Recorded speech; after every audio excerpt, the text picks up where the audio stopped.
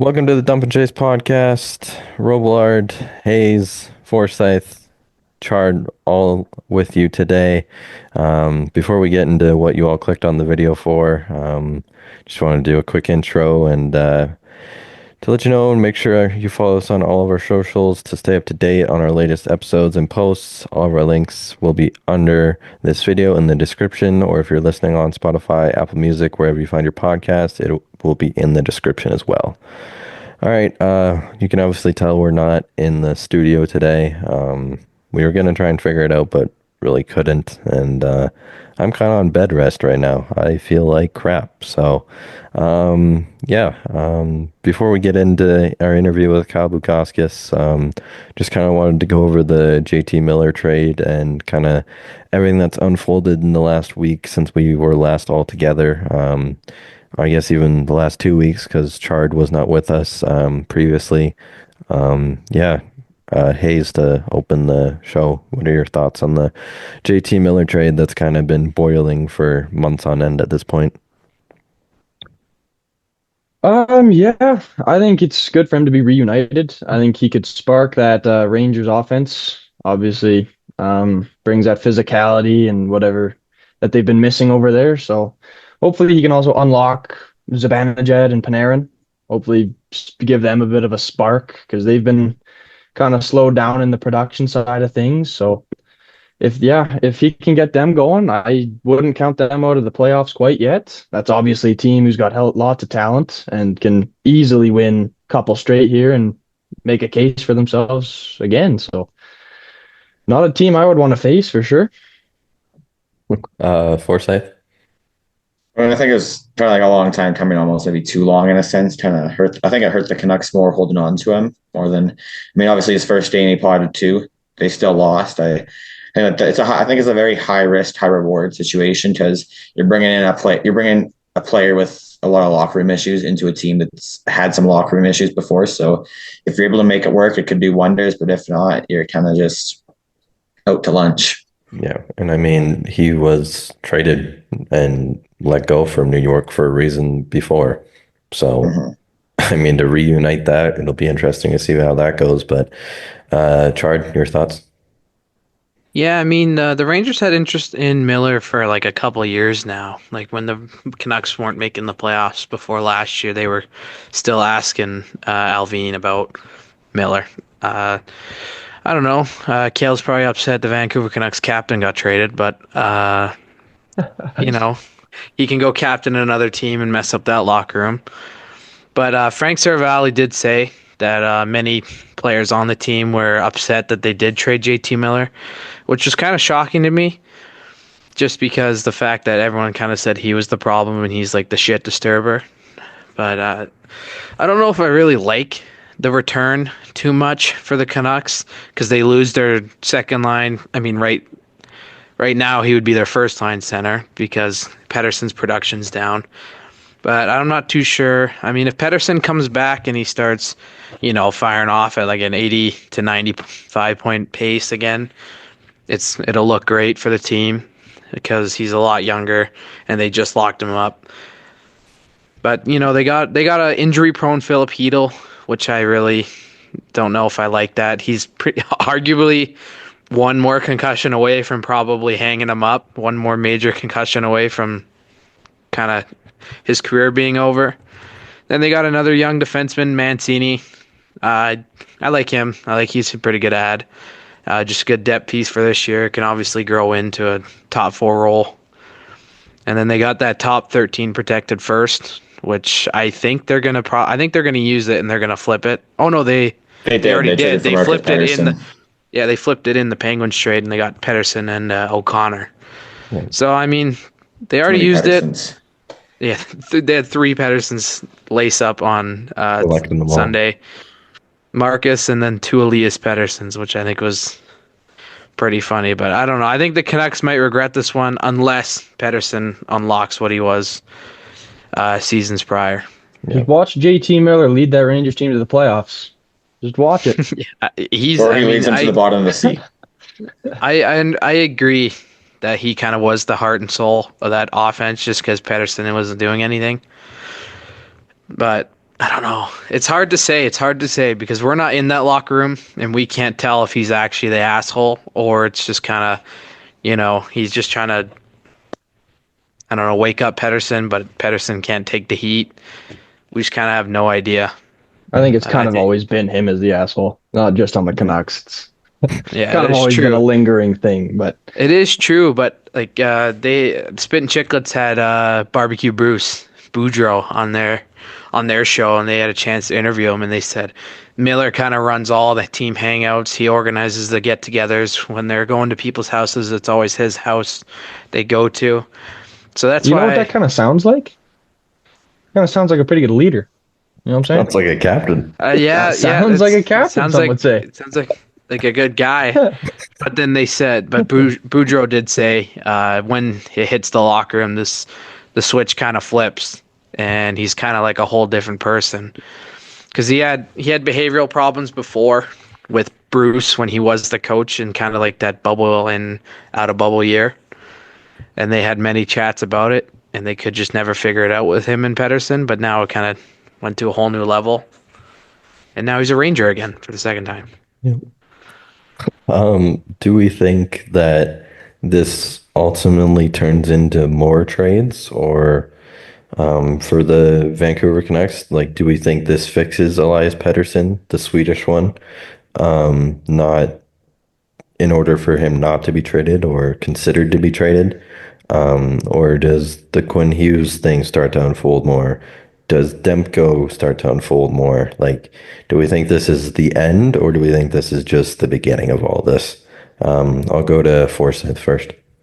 Well, it's tough to say because I don't really have a full roster right now. Like Quinn Hughes is out for a good bit. I think it's the end for this season at least because that's just too dramatic of a change to make back to back. I think they'll give him another year at minimum, and then maybe the same time next year if they're in like a similar spot they can't do. Maybe they just do a quick retool, or at least try to, or maybe Quinn Hughes goes and plays with the other Hugheses.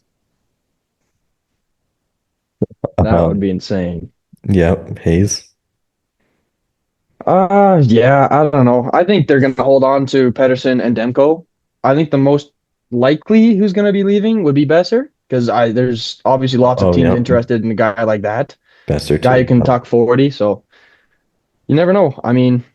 Obviously, I'm sure they'd like to hold on to him as long as they can, retool. But right now, I think Brock Besser's got pretty decent trade value. Obviously, he's proven that in the past. So, yeah, I don't know. I think, and like Demko, don't get me wrong, I think Demko could be traded because they have a guy like Lankinen who could potentially be a starter, as he has pretty much been a starter this year anyways.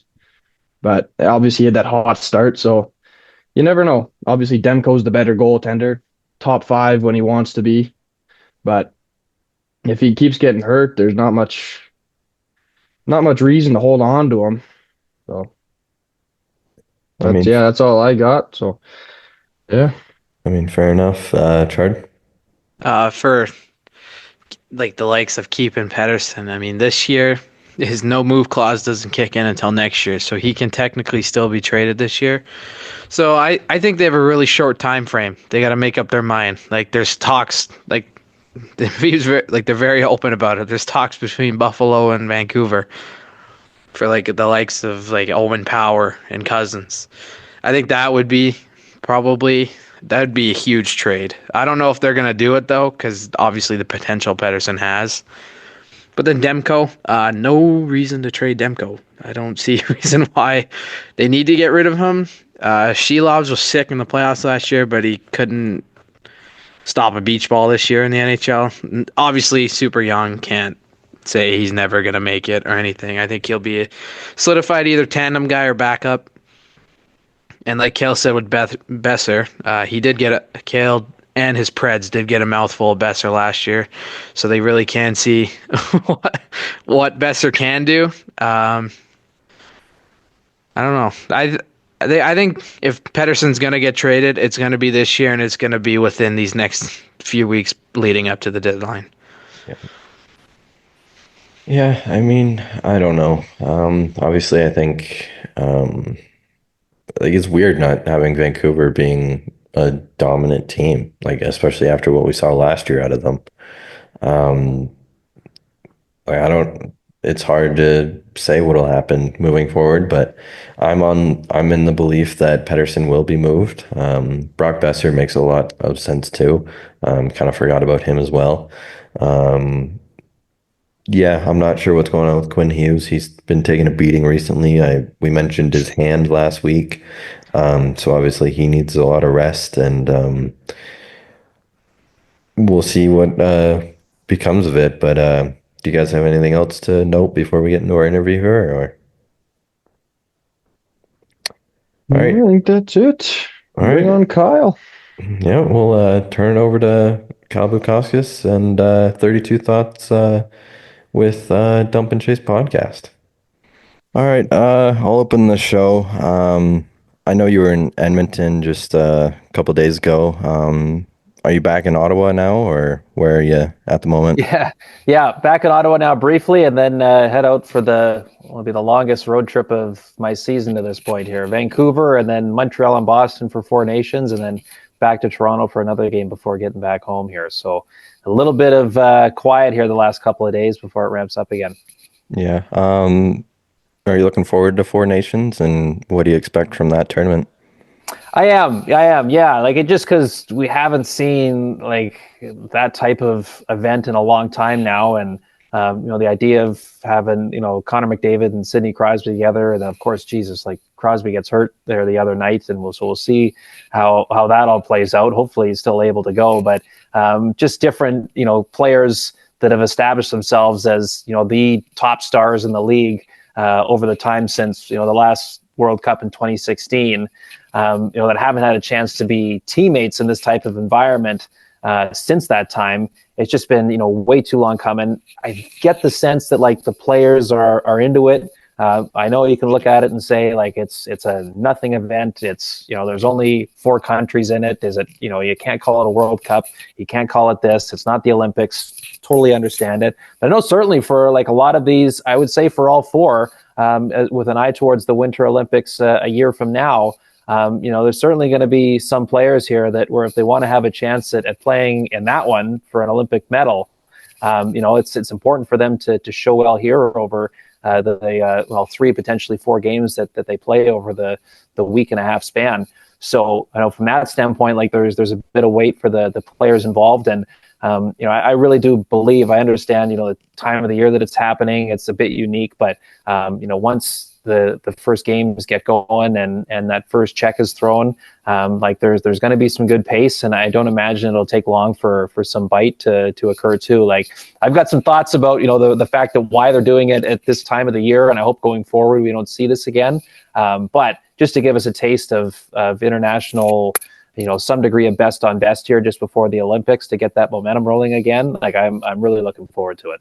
We've been like so strived. Like I think we never actually seen Connor McDavid and Sidney Crosby and Nathan MacKinnon all on the same team. So I'm really looking forward to that in an aspect.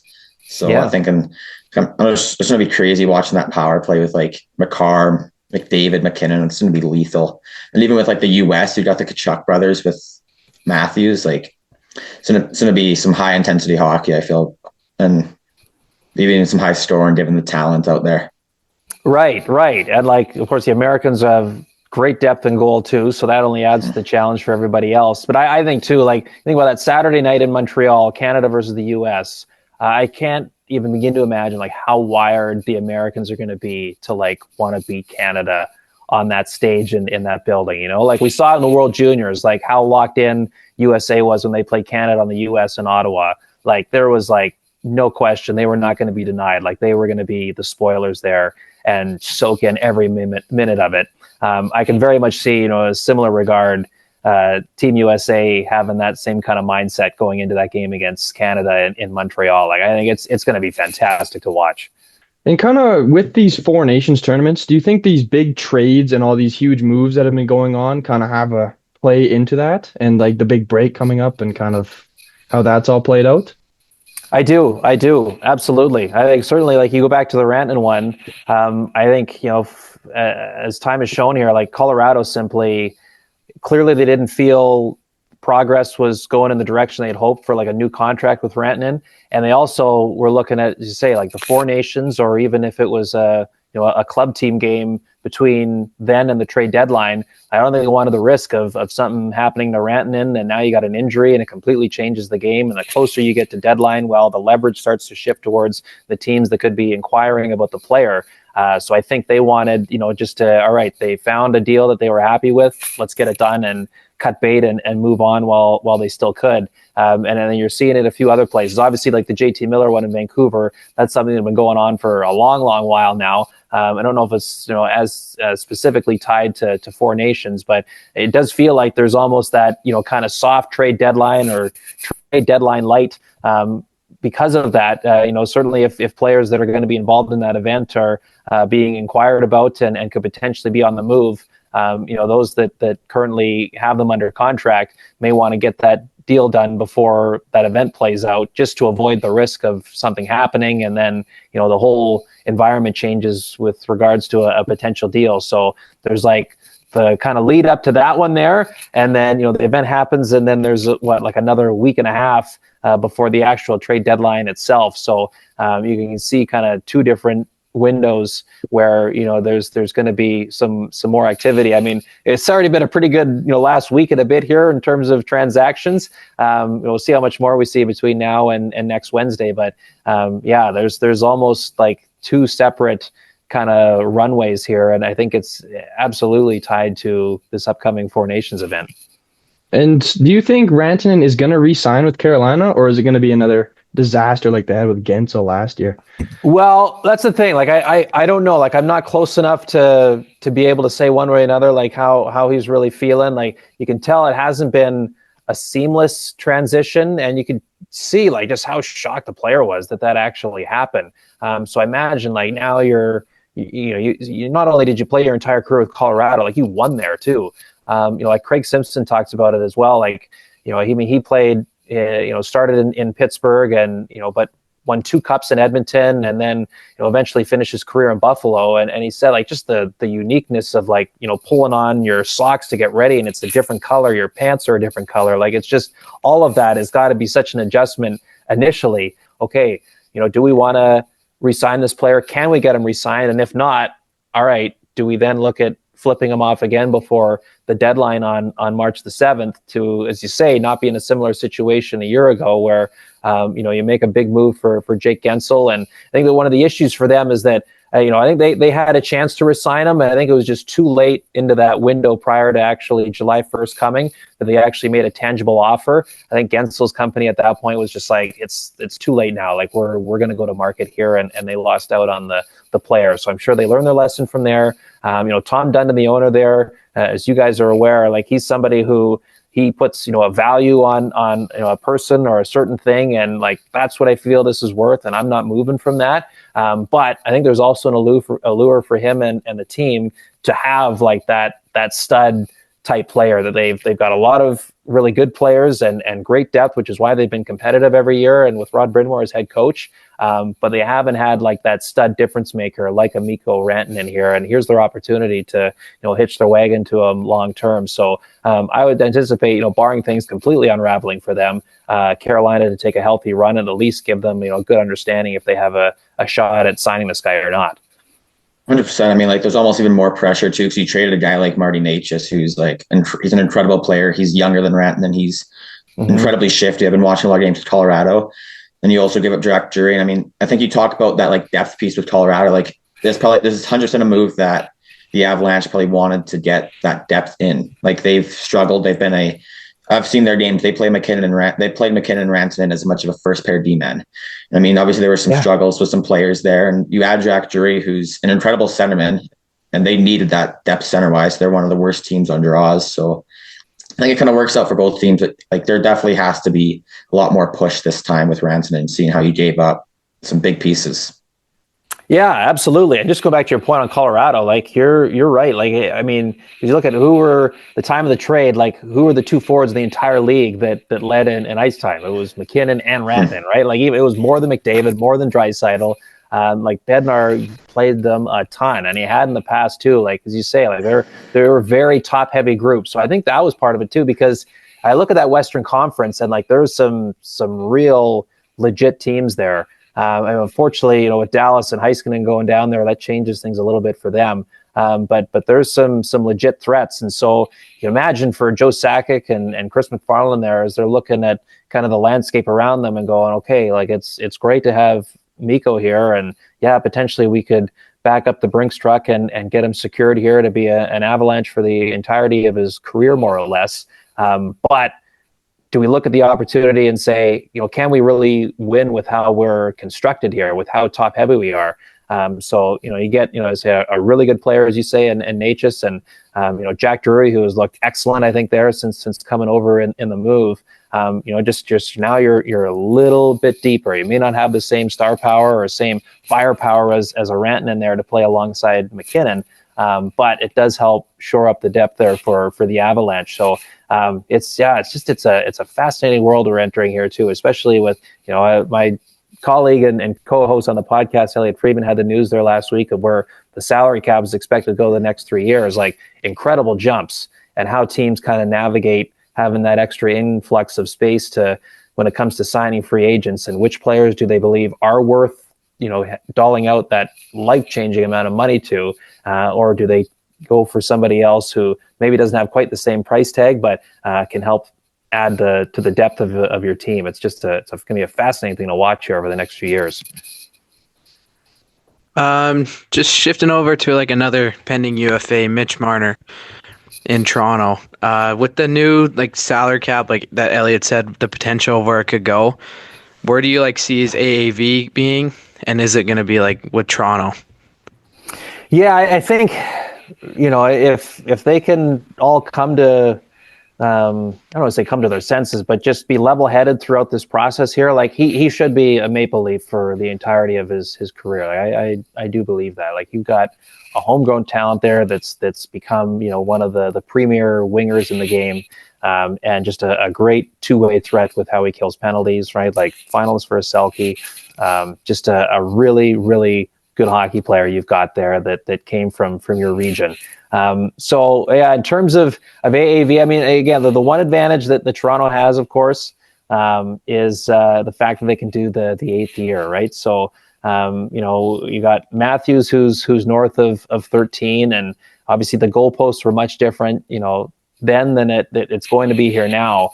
I just wonder with his agent Darren Ferris, who it can be a tough negotiation with him, and when we saw it got really hard there in Marner's last deal, as Nolan. So where in terms of having that option for the 8th year, how does that help kind of balance out the money where you're looking at the ultimate number and you're saying we can give you this, then you're not getting this anywhere else if you sign for 7 years, and also be at a level that's valuable. It's a tricky one. I think, in terms of percentage of the cap, you could absolutely make the case that he's higher than Austin Matthews. Is he more valuable than Matthews? You could say no, but I think, part of that again is just, the time and the reality of the salary cap landscape when your time comes to sign a deal, right?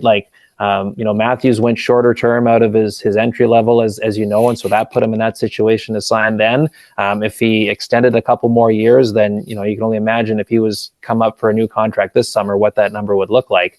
That just, it's all part of the decisions you make. So I think, you could absolutely make the case of a, 13.75, even if you wanted to say, yeah, we go 14 like you do with Draisaitl. I would say, Draisaitl is to me, he carries a little bit more weight than I do, but again, different set of circumstances now as we understand where the salary cap could be headed, and all that's going to factor into the negotiation. So I think there's a deal to be done there for sure.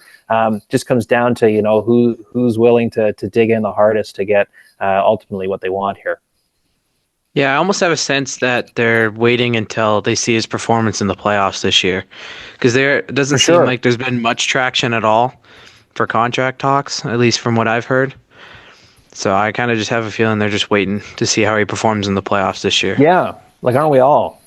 Right? Because this is the best regular season we've seen him have over a while. He's playing a different way. He's got not too much grip, but he's throwing his weight around a little bit. Maybe it pays off in the playoffs.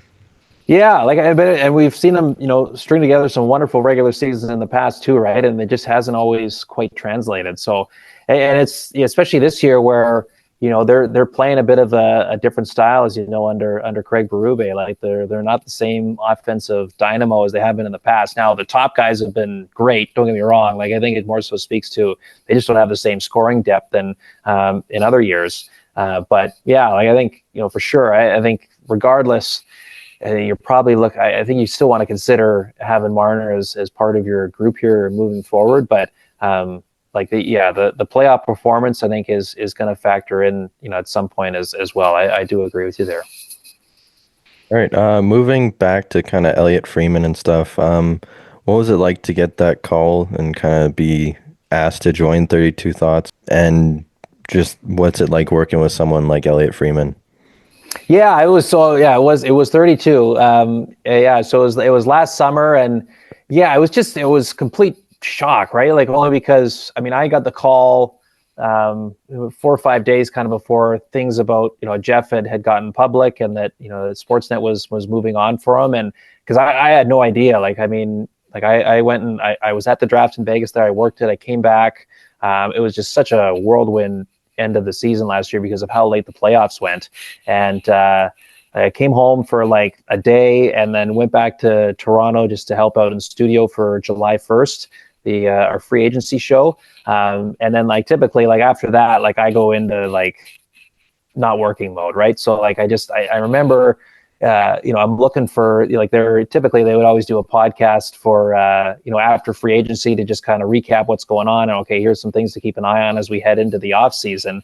And that never came. And I remember it was a couple of days. I'm like, well, that's weird. I wonder why they didn't do one. And then you just get busy doing other stuff, and it was kind of out of sight, out of mind. And so to get that call a few weeks later, I was like, wow.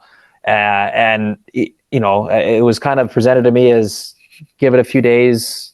Let us know what you think if you'd be interested. And I'm going there's really nothing to think about. The opportunity to be part of something like that and to work with Elliotte and, because you got a sense over the last few years, just how big of a property that had become for them. And just as that show kind of grew in popularity, and obviously the brand that Elliotte has grown and worked towards over decades of his time in this business. It was a no-brainer. Of course, I'm going to say yes to this. It was terrifying, and still is, a scary endeavor in a lot of ways. Though I've gotten comfortable as we've gone along here. But it's a show that a lot of people, certainly those in the league, listen to, and it's a format and medium that I'm really not accustomed to. I've done this enough over the years where fortunate enough to be asked to come on as a guest on various shows, but to actually have co-host one of your own. Just not something I'm used to, the longer form type stuff. I never really did talk radio or anything like that for an extended period.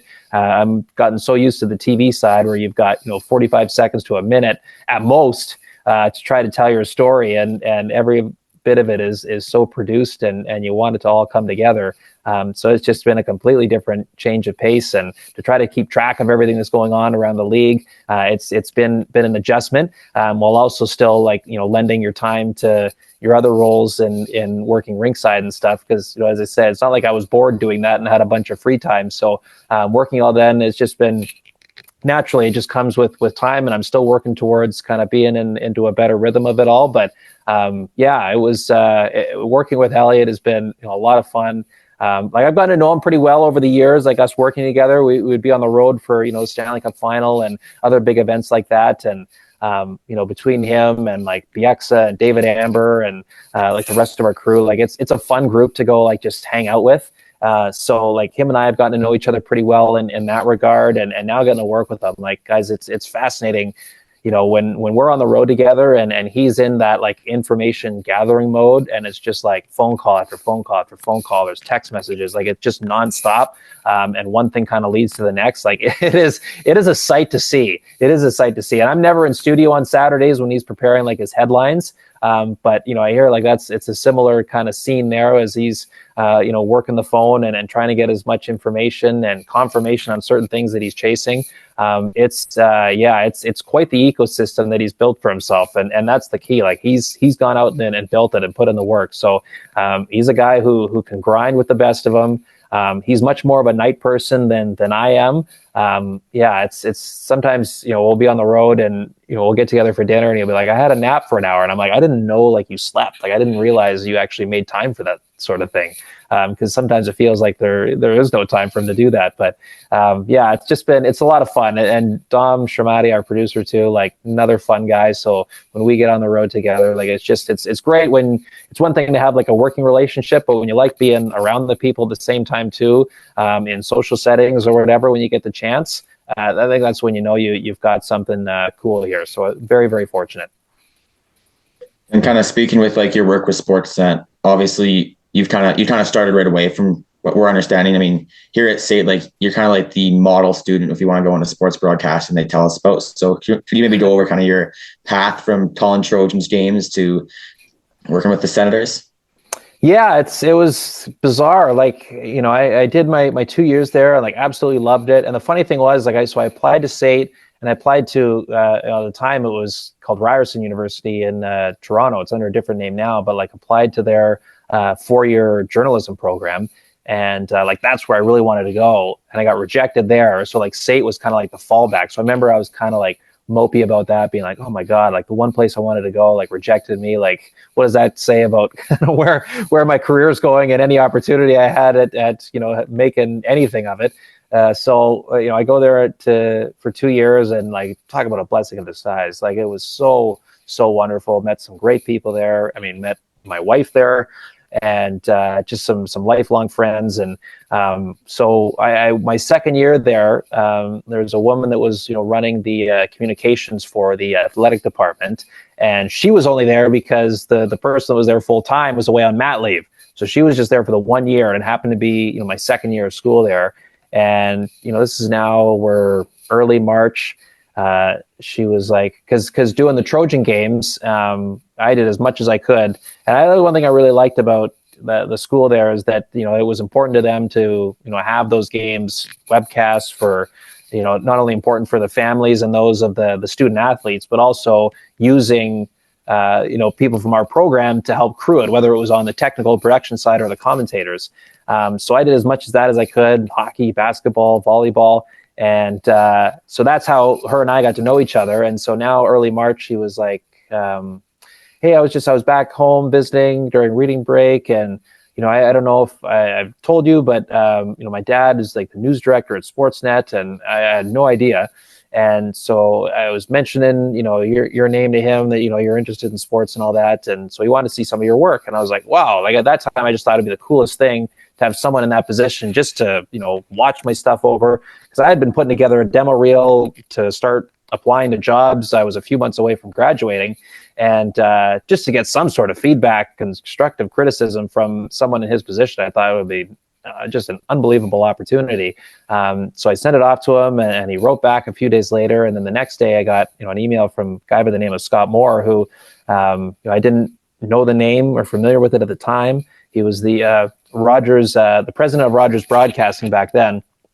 And he said, hey, Mike English passed along your demo reel. And she went on to say, like, we want to bring you out to Toronto for an interview and an audition.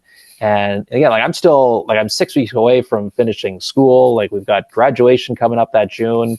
And you get that like on my phone one morning on a Saturday.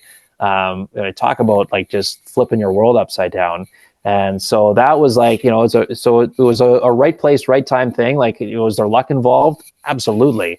But also, I advice for others that are trying to get into it, like that doesn't happen if I'm not, taking every opportunity I could to go do Trojan games or other things like that, where you get to meet people that, I mean, lo and behold, have a tie to one of the major sports networks in Canada. Like, you just never know who you meet along the way.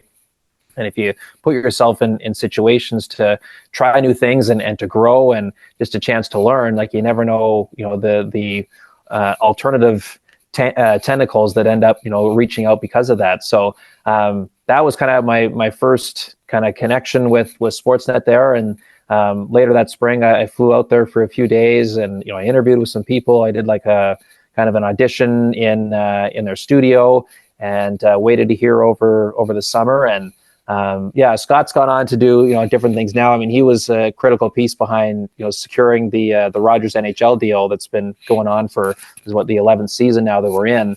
But he was a big believer in me. I mean, I was 20 years old at the time. Like I would not have begrudged them for saying like, you know what, like you've got some potential, but you're just a little too young or too green. Like who would have been critical of them for that? I certainly wouldn't have. But he believed in me. He wanted to bring me in right away, and so I moved out October 1st of that year to Toronto to start working at Sportsnet. It wasn't on air right away, of course, but over the months and just being able to do different things, like I would voice highlights for them back when they would still do the overnight highlight loop on what was originally The Score, now Sportsnet 360, and then starting to do some just kind of practice stories in the field that they would screen internally, and got to the point where they were comfortable enough having me file stories for, at the time, Sportsnet Connected.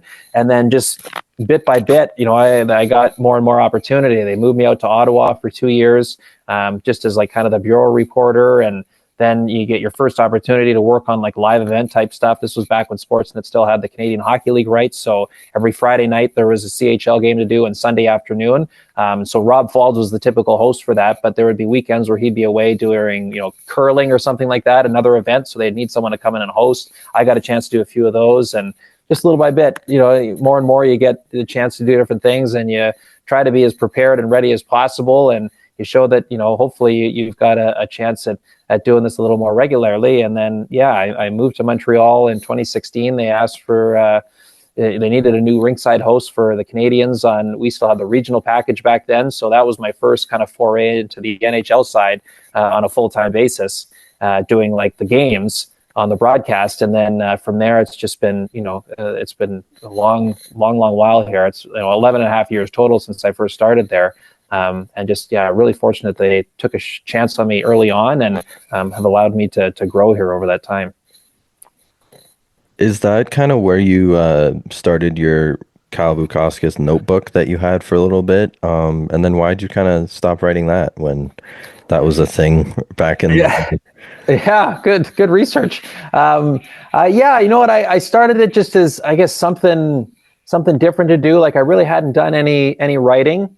And so they brought kind of the idea to me of like, would you be interested in doing something on the website? And, I'd thought about it and said, it'd be a good way to challenge myself. And, for I think 2 years, I think I did it. And it was, really just kind of about, just kind of some leftover, because you always go into every broadcast with a list of stories that you're prepared to tell, and you never get to all of them. You're fortunate to get to, 20, 30% of them.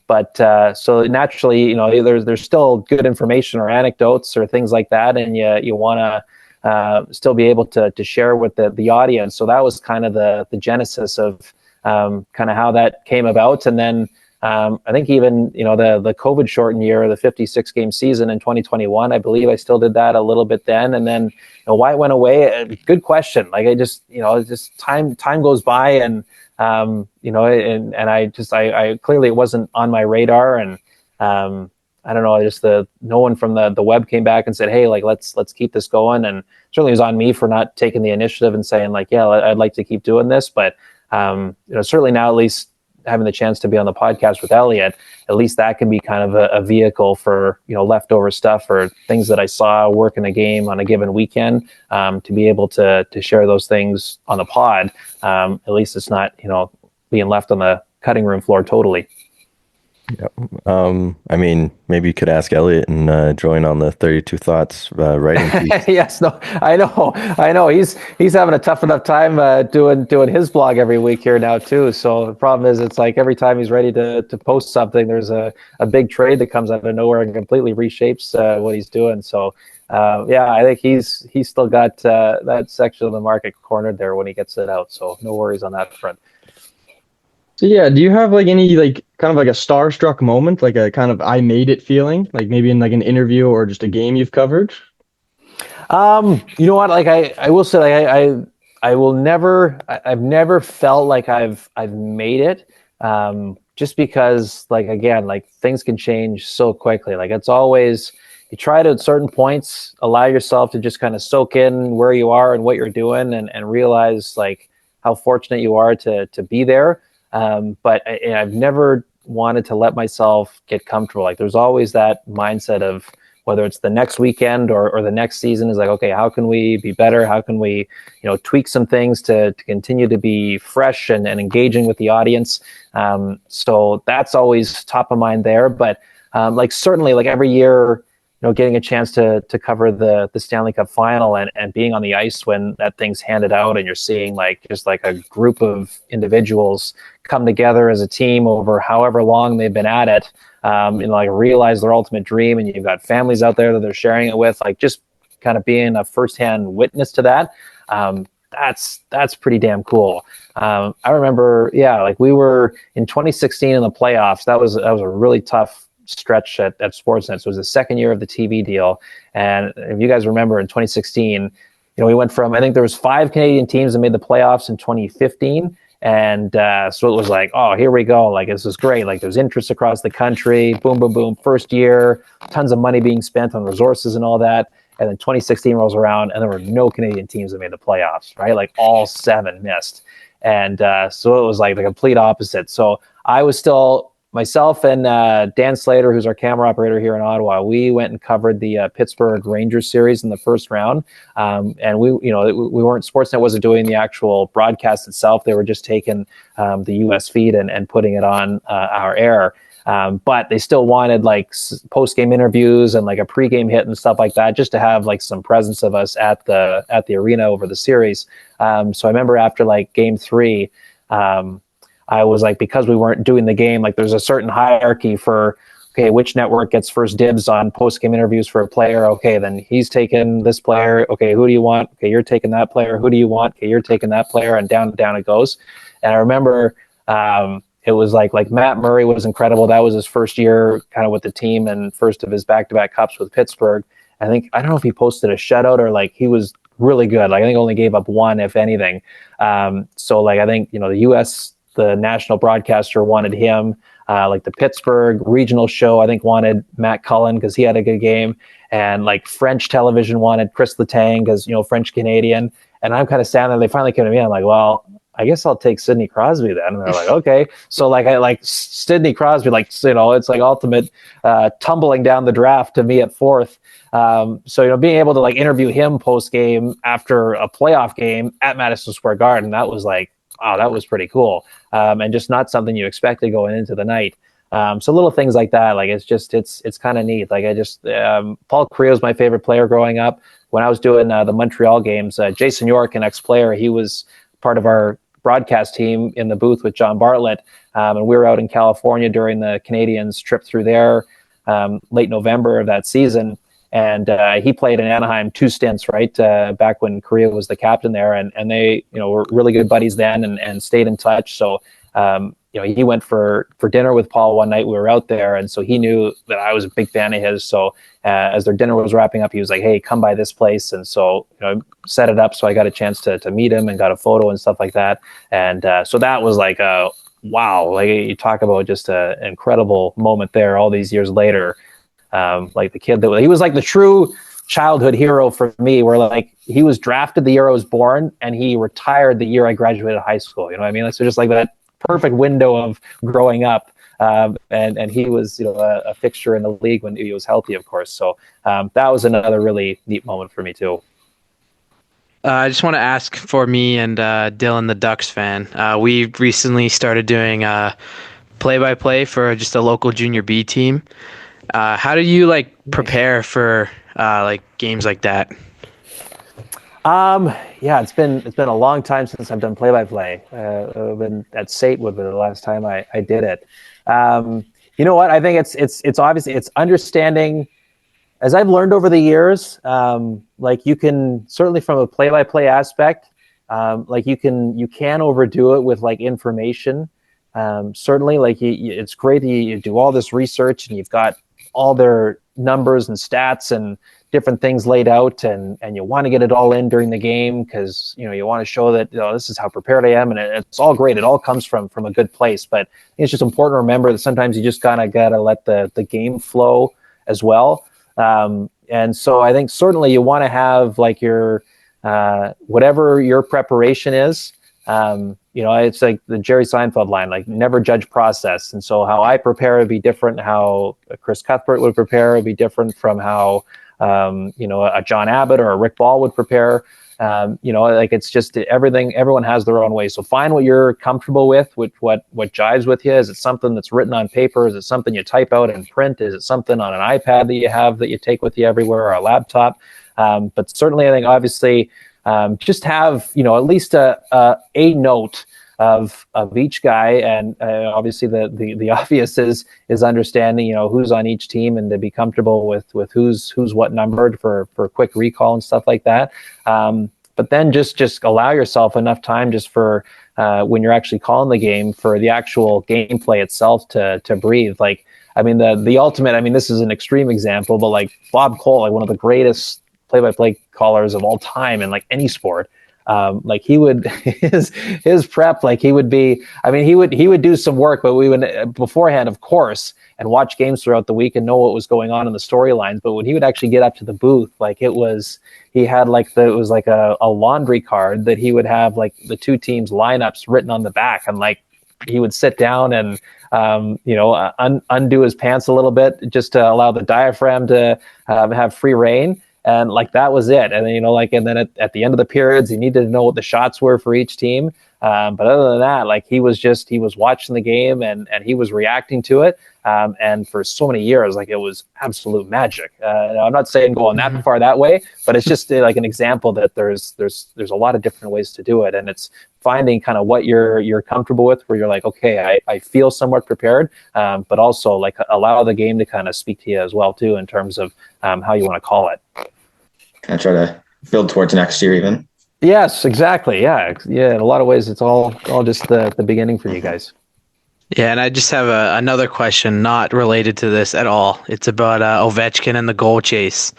Does he get the 17 more this year, or does he get it into next season? Yeah, it's feeling like this year. Like seems like there's going to be games here now where maybe he's not making the impact that he hoped, but there's an opportunity for an empty netter, and you add to the total here and there just to help speed up the process. Like especially it helps that the team's good, and so naturally you're in positions where you're a goal or two ahead late in the third period, and so the other team's going to be pulling their goalie. Like I think just that alone is going to add a couple more to his totals, and I imagine like this break coming up here for him is going to be very beneficial. And we saw even just the All-Star break last season, he came back and he was a completely different player down the stretch. Yeah. So I wouldn't put it past him to be in a similar spot here this time around. Yeah, and those empty netters like last night, he's got one with 0.1 left right on the clock. All counts, exactly. All counts. Yeah. Oh, that's wild. Kind of moving back a little bit to kind of games you've covered and stuff. Bit of a two-parter. Do you remember the first game you were a rinkside reporter for? And what was kind of your favorite all-time game to cover? Ooh. Yeah, first one was it was that Montreal year. They played in Buffalo on a Thursday night. That's where they opened their season that year. So yeah, Montreal Buffalo was my first game. Montreal won. Al Montoya started. It was a weird, it was another bad year for Buffalo. I remember the day before, Eichel suffered, I don't know if it was a high ankle sprain or something in practice. It was really bad. So that was their start to the year. And I remember Evander Kane was playing for the Sabres that year. He got injured badly, was taken out of the arena on a stretcher that game. It was game one of another disaster year for the Sabres, unfortunately. But yeah, that was my first one there. And then in terms of favorite, oh man, a great question to try to pick one. I know recency bias will certainly come into play here, I understand, but game 6 of Edmonton, Florida last year, being in that building for that, and just like the realization, like, oh my God, like these guys are going to push this to a 7th game. That was sensational. And even like it was such a bizarre year, of course, but like the shortened season, the COVID year where Montreal went to the final, Game 6 there against Vegas, like when they won in overtime, like Arturi Lehkonen scored to punch their ticket to the final. That was one of the more incredible days. That was Saint Jean Baptiste Day, which is like a big holiday in the province of Quebec. So that was that day. There was a strawberry moon that night, and there was just like little things, because we were in like a quasi bubble for those last 2 rounds, because we were crossing the border, and you still weren't able to do that back then without having a quarantine for 2 weeks. So they created like this bubble for us to allow us to cross the border without and still being able to work every game. But anyway, like, because you just with that, like you were with the same people for like a month going back and forth, and it was such a grind, especially like Montreal to Vegas, like you're traveling three time zones, and there wasn't the second day off in between games. It was games every other day. So you're just running on fumes, and it was just one of those, but despite all that, you're fatigued. But it was like the producer I worked with then, Shirley Najak, we were kind of at the end of our run together. And then he went on to be the exec at CBC Olympics, where he is now. But we were like in such a rhythm when it came to creativity and coming up with stuff. I just remember, like, as messed up of a scenario that all was, and the world still was at that time. It was just one of my favorite times where like him and I were like at our optimum level of performance in terms of coming up with stuff each game. And just trying to be as creative as possible. And that was just a night where like everything comes together, and it was like, holy smokes, like Canadiens are going to the Stanley Cup final. And that was the first one for me that I had covered of like a Canadian team in the final. So naturally there's a tie to that. But and of course, the city, even with limited seating there capacity wise, like the place was going crazy. It was wild out in the streets of Montreal afterwards. We had to take a bus back to the hotel just to avoid the craziness. It was just such a unique time, but it's in a way it was like the most rewarding too, because of everything that was kind of working against you that didn't feel natural or normal. Still to be able to do what you felt was good television at the time was a really neat thing. So I think we're going to kind of jump back now to more kind of current day, and with the season almost like being well over halfway. Do you kind of have like maybe somebody you think like a cup favorite, maybe a Hart and Vezina Calder winner so far? Yeah, let's see here, a cup favorite. I'm still not there yet to say like Winnipeg is the favorite, like as great as they've been, like only because like they've lost their way in the playoffs the last 2 years. So it's like, can they finally like continue to play the style that's gotten them to this point when the games really matter? Like that's what I'm waiting on there. Still feel like, in the East, it could be, we'll see, of course, you get through the trade deadline and the landscape could be totally different. It feels like the East still goes through the Panthers, like until they're not that team anymore. And I wonder what they do between now and March the 7th. But it's hard to pick a favorite. Like I will say that's the one question that I wrestle with all the time. Like, especially because, we get to game 1 of the playoffs and, okay, so who's healthy? Like who's on a roll going in? Who's banged up? Like it's a completely different conversation than even right now, where you're deep enough into the year, you've got a sense of where every team is at. But I think Vezina for sure is Hellebuck, and Hart very well may be him too. Like we can't rule that out. Whether it's him or even a Draisaitl. Norris, I could see like Hughes winning it back-to-back years. It's too bad about Heiskanen. Like, I mean, he was having a great year with Dallas there before the injury. So with him now looking to be out for a good chunk of time, say that takes him out of the running. And then to me right now, like the Calder Trophy winner is in your guys' town there at Calgary and Dustin Wolf. Like I've seen a lot of Lane Hudson, incredibly impressive. Like Celebrini, it's like San Jose, as much as they don't win a ton of games, what a fun team to watch because of the just injection of life that him and Will Smith and them have put back into that market there. Like really, really good in terms of where they want to go. But as a goalie to potentially get the Flames into the playoffs and how big of a role he's played in all of it, he's my guy for the Calder at this point.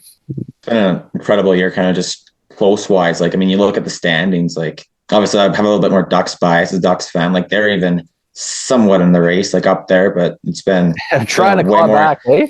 Right. I know Big win it's, for well, I them mean, over they've been, Dallas. I know I think it's like their second win where they only scored 2 goals or less. Like, Yeah. it's been crazy.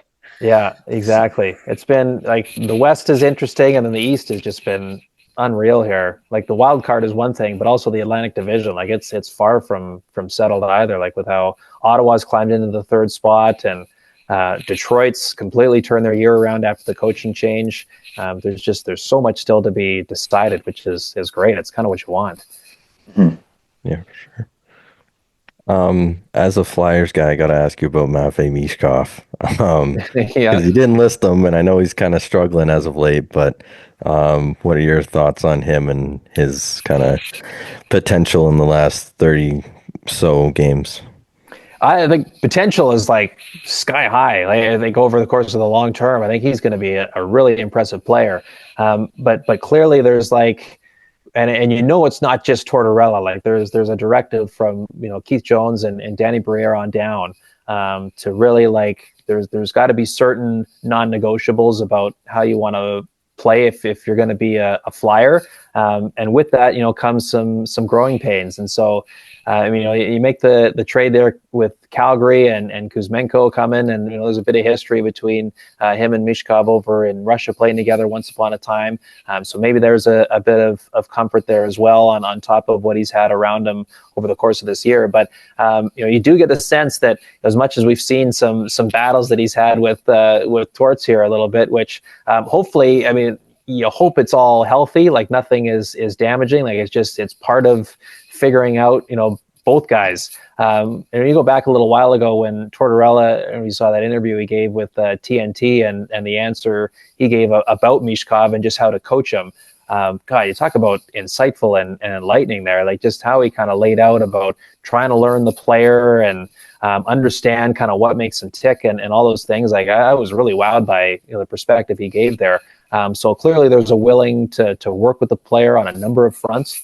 I think it's going to take some time here, and as the group as a whole, clearly, Briere has been patient, but now after making a couple of moves there, Farabee and Frost now being with the Flames, it seems like he'll be sizing up some big names come the off season to try to kick this thing into a different gear, and certainly not to the point where you're risking long-term damage for a short-term fix. But I think he, as like Danny Briere is a smart guy, he's a patient guy, but also somebody who burns to win. So I think he's starting to see there's an opportunity now to surround guys like Michkov and connecting and the like with some real legit complementary pieces. And that can help get that team to a different level, and Michkov's going to have a big part of that. I think they've done wonderful with obviously drafting him in the first place and convincing him to come over there,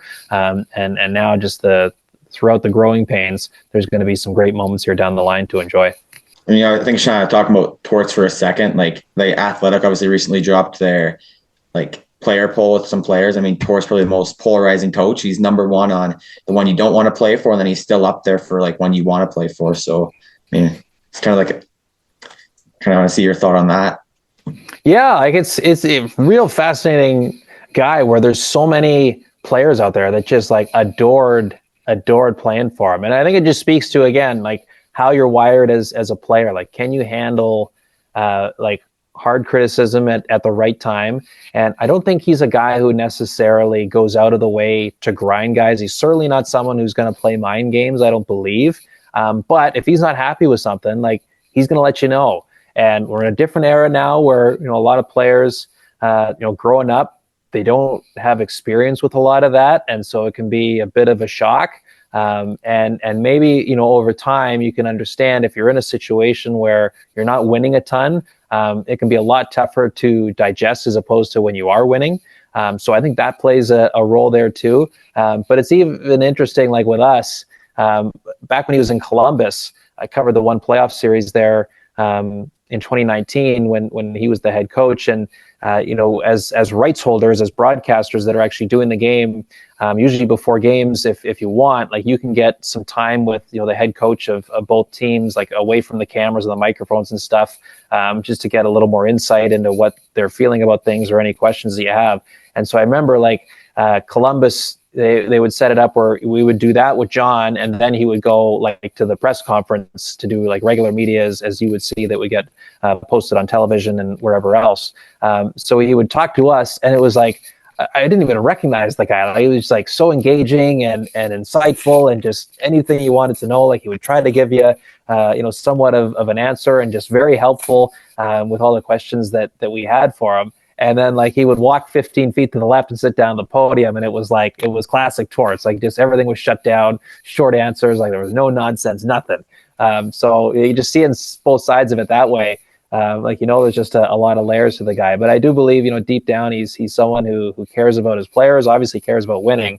And I think you're just seeing, in this different era that we're in, where there's still a lot of players in the league that, maybe grew up with a bit more of the old school mentality, where, the tough love at times, and they're accepting of that. And then you've got, another group of players where they're going, nah, that ain't for me. And it's probably why you see the disparity for someone like John, because, he can be both ways at times. I've heard quite a few stories about him, but I think one of my more favorite ones was recently when you're at your live show in Canmore and you had Bieksa on talking about him. Yeah. I thought that was one of the best stories I've heard, and I thought it was pretty funny. Yeah. The right guy explaining it too. Yes. Yeah, exactly. Right. Like, again, and as Kevin said himself, like, there were times where he hated him because it didn't agree with how he was handling things or what he was saying. But now looking back, he's one of my favorite coaches ever. And I'm sure he's not the only one alone that feels that way. Yeah. Before we wrap up here, now that you mentioned Canmore and stuff, obviously we weren't able to go. I think we had school during the time when you had the podcast, and I believe the Saturday we were all kind of busy, but kind of what was that experience like to be close to Calgary again and be near the mountains and stuff? Oh, the best. It was the best. Like, it's one of my favorite feelings, like getting off the plane or getting out of the airport, either in Calgary or in Vancouver too, and just like taking in the fresh air.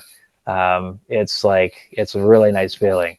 So I chauffeured Elliotte out. We were on the same flight to Calgary and then drove out to Canmore from there.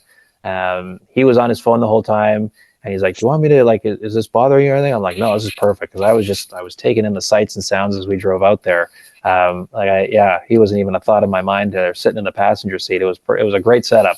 And it just was so good. Like, the people, of course, it's a great reminder of how fortunate we are, and the reason why we're able to do things like that is because you've got passionate hockey fans everywhere you go. And they did a great job organizing and putting together, it's a whole week-long itinerary of festivities. It's not just the one day of Hockey Day in Canada that you actually see watching at home.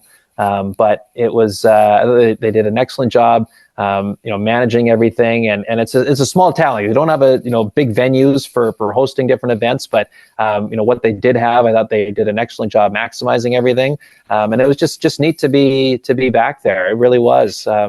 It's tough to be in a bad mood when you wake up to that scenery, and just good memories. Of course, driving through Calgary even a little bit with my 2 years living there. My brother lives in Calgary, so still got some extended family in the city, and we try to get back there as much as we can. So naturally, the memories from my time there come flushing back, and getting out to Canmore again was just a real special thing. It's the first time I've ever actually been like on the site of where Scotiabank Hockey Day in Canada is hosted from. So that was neat too. So seeing that, seeing how Ron McLean interacts with everybody, it's a really special experience that I was really fortunate to go be a part of, even for a few days there. Only imagine it was that much more special because you got married there, right? Yeah, I did. Yeah, it was great. I know, like my wife and I talked about, like, she was thinking of coming out there as well, but just because for myself it was such a quick trip. I mean, we got there Wednesday midday, and then first thing Friday morning, I was out. I had to fly to Montreal to do the game there on the weekend. So it was just like kind of a too quick of an in and out to really make it worth the while for her to come out. But yeah, we did. It was again like part of that, and fortunately there's a few colleagues of mine that came out for that wedding then too, and then they were back there for the event there in January, and just reminiscing a little bit about that, and just the fun party that turned into, all those things. It was just a great to kind of remind ourselves of what went on there, and just enjoy what was going on there this year. It was great. I think that's it. Just thanks for coming. That was awesome. Yeah, thank you very much. Boys. Yeah, thanks for reaching out. Cool. Thanks for reaching out, boys. Yeah, all the best going forward. Thanks. Yeah, thanks, Kyle. Yeah, say hi to Elliotte for us, eh? I will. Yes. I will, boys. All right, be well. Yeah, thank you very much. Thank you.